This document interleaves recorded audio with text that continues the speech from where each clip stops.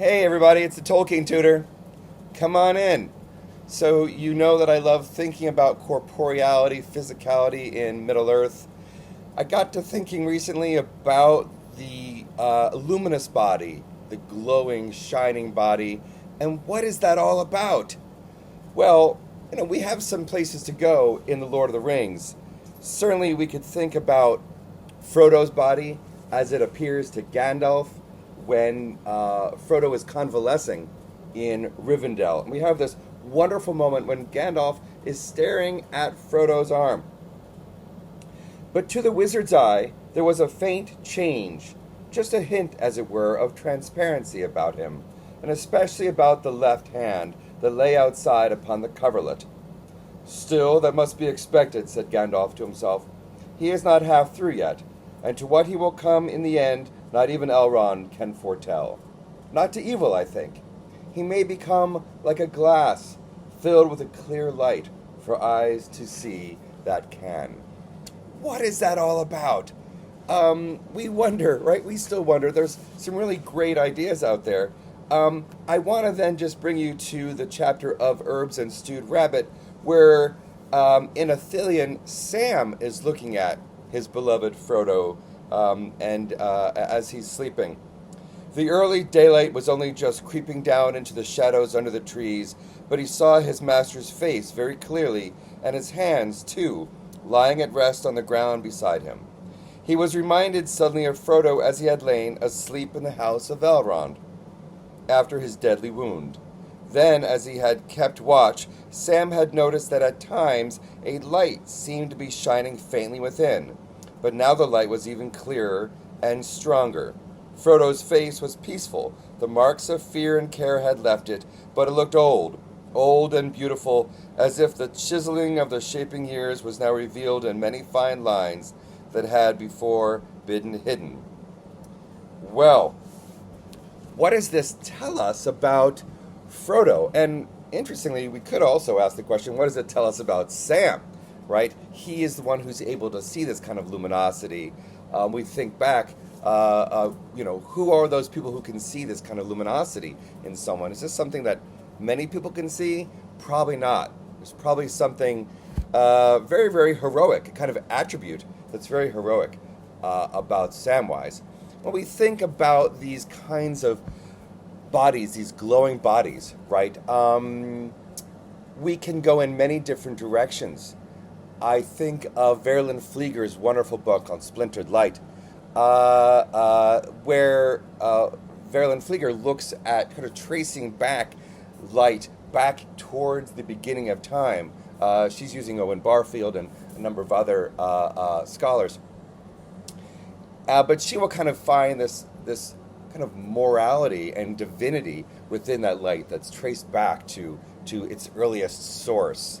I think of Yvette Kaiser's essay in the Body's book, where she's looking at these incorporeal and corporeal aspects of characters like Frodo, like Gandalf, who's also at times glowing, kind of like a sun hero, right? Particularly Gandalf the White cups the sun in his hands, and he can stare directly at the sun. There's a kind of luminosity that shines from him. Glorfindel, right? What is up with Glorfindel when Frodo, wearing the ring, can see Glorfindel as he is on the other side, the shining body.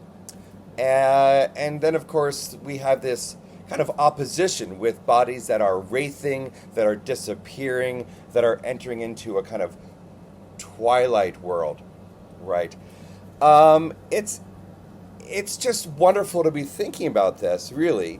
There are some directions we could take, right? In the Silmarillion, of course, we have just a few moments that I could give you. Yavanna, the sort of almost Demeter figure, goddess of nature. We are told that she is crowned with the sun.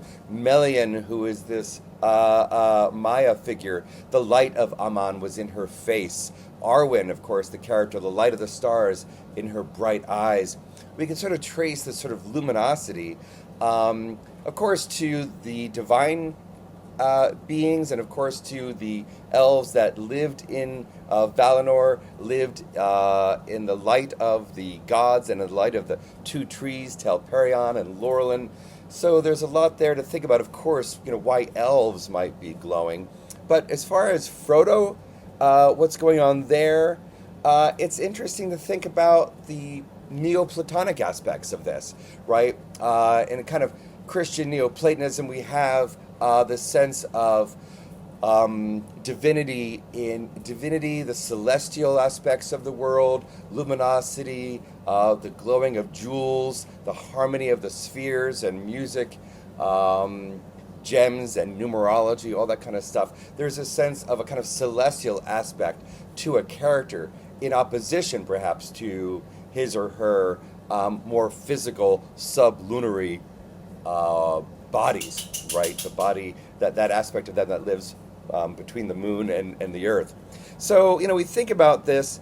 And then, of course, I often will go to a kind of Augustinian element, Augustine's works. We have a wonderful moment that Sarah Coakley gives us in her work. And I want to give you this quote here. This is from Religion and the Body. The aim of asceticism, right, this sort of renunciation, this aspect of living in a kind of renunciatory, is that a word? Living through sort of renunciation. The aim of asceticism is a kind of effortless interiority in which the soul is at home in the body and in control. This effortless interiority renders the body transparent, so to speak, and makes possible a community between souls that have been cut off from one another by the opacity of the fallen body. So I guess one thing I just want to sort of bring home with this point is a kind of moral compass, an aspect of the divine, that Frodo, through his own suffering, is becoming more luminous. Through the suffering of his body, that is going to only get more intense as he bears the ring towards Mount Doom, is going to chisel, if you will, and if I can use another metaphor, sort of temper the spiritual aspect of Frodo, as this spiritual hero is heading into what is essentially hell, weaponized or carrying with him the light of Galadriel's file, right? Which, of course, we could talk all about that. That's another interesting moment there.